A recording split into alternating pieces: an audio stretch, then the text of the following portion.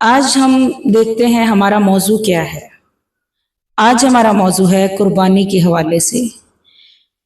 جو لوگ قربانی کی استطاعت رکھتے ہیں، یعنی جو لوگ قربانی کی استطاعت رکھتے ہیں، وہ سارا سال ہی گوشت کھا سکتے ہیں۔ اب تو کوئی گھر ایسا نہیں بچا، مطلب چھوٹے سے چھوٹے گھرانے کے لوگ بھی ہفتے میں ایک بار ضرور گوشت کھاتے ہیں۔ تو اب گوشت کا اتنا کوئی بڑا مسئلہ نہیں ہے۔ میرا خیال ہے کہ سبزی بھی اسی ریٹ پر آ چکی ہے جس ریٹ پر گوشت لے کر آتے ہیں۔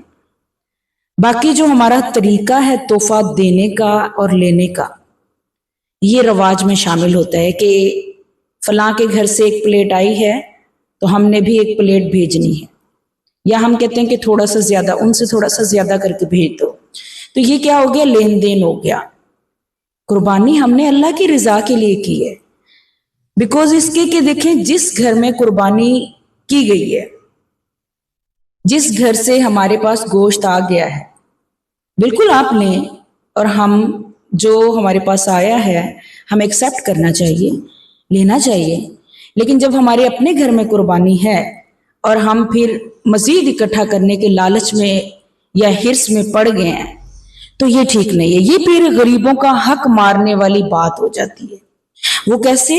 یہ بات بھی میں آپ کو سمجھاتی ہوں، اور یہ بات جو ہے بڑی غور و فکر کرنے والی، چھوٹی چھوٹی چیزوں پر اگر ہم غور و فکر کریں تو دیکھیں، اگر قربانی کی ہے اور آپ دیکھ رہے ہیں کہ سامنے والے گھر میں قربانی ہو رہی ہے اور ہمارے بھی گھر میں ہے، اور پھر ہم وہاں پر جا کر دے رہے ہیں، اور اگلے بندے کو پتا ہے کہ آپ کے گھر میں بھی قربانی ہے، تو وہ کیا ہو گیا کہ آپ نے فریزر یعنی اپنے فریج کے اندر رکھ دیا ہے۔ ہونا یہ چاہیے تھا کہ جہاں نہیں ہے وہاں ڈھونڈ کر لوگوں کو دیا جائے، اور کرنا طریقہ یہی چاہیے تھا کہ جو مستحق ہیں، جن کے پاس ایک وقت کا کھانا جو ہے بڑی مشکل سے میسر ہوتا ہے، اگر وہاں ڈھونڈ کر جا کر دے دیا جائے تو کتنا اجر ملے گا۔ یعنی اللہ تعالیٰ نے ہمیں استطاعت دی، اللہ نے الحمدللہ ہمیں توفیق دی۔ اس توفیق کو دیکھتے ہوئے ہم نے چلنا ہے کہ اللہ نے جب ہمیں یہ توفیق دی ہے، آیا کہ ہم کتنا اپنے سے نیچے لوگوں کا خیال کرتے ہیں۔ سارا کا سارا جیسے گھر میں رکھنا قربانی کا گوشت جو ہے وہ جائز ہے نا، اسی طرح وہ سارا بانٹ دینا بھی جائز ہے، کیونکہ جس کو اللہ نے توفیق دی ہے کہ قربانی کی استطاعت دے دی، قربانی کر رہا ہے اور اس کے پاس استطاعت ہے، تو میرا نہیں خیال کہ اس کو پھر جو ہے وہ اپنے یعنی فریج کے اندر جو ہے وہ سٹاک کیا جائے۔ میرا خیال ہے کہ جو بھی قربانی کا گوشت بنا ہے وہ مستحق تک جائے، اور ایسے لوگوں تک جائیں کہ جو یعنی چمٹ کر نہیں مانگتے، اور جو منہ سے نہیں کہتے، اور ان کی کیفیات دیکھ کر ان کو سمجھیں۔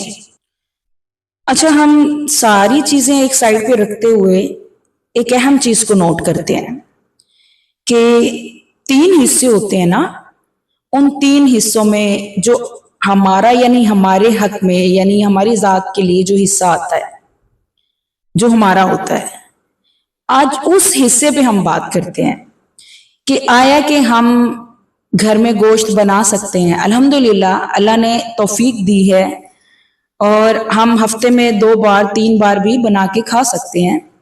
تو کیا جو وہ ہمارا حصہ ہے جس کو ہم فریج کے اندر رکھیں گے، آیا کہ وہ شاپرز بنا کر کیا کسی ایسی جگہ نہ چلے جائیں کہ جہاں چمٹ کر مانگنے والے بھی نہیں ہیں اور اپنے منہ سے اپنے الفاظ بھی کہنے والے نہیں ہیں، ایک اللہ سے مانگ رہے ہوتے ہیں، اور ہم ان کے لیے ذریعہ بنے؟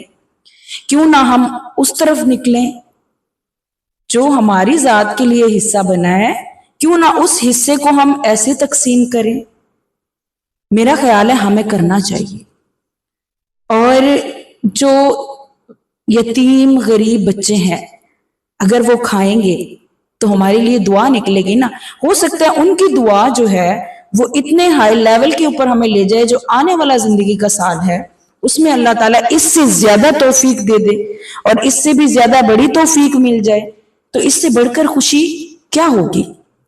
تو کوشش کریں جو رب نے ہمیں استطاعت دی ہے اور اس کے بعد 3 حصوں میں جو ہمارا اپنا حصہ ہے اس حصے کو ہم نے کہاں خرچ کرنا ہے، کہاں لگانا ہے، کہاں دے کے آنا ہے، اب یہ آپ لوگوں پر ڈیپینڈ کرتا ہے، آپ لوگوں کی سوچ پہ ڈیپینڈ کرتا ہے کہ کیا ہمیں اس بات پر سٹرگل کرنی چاہیے یا ہمیں لے کر باہر نکلنا چاہیے، کیا ہمیں وہ گھر تلاش کرنے چاہیے، کیا ہمیں وہ بچے ڈھونڈنے چاہیے جو حقدار ہیں۔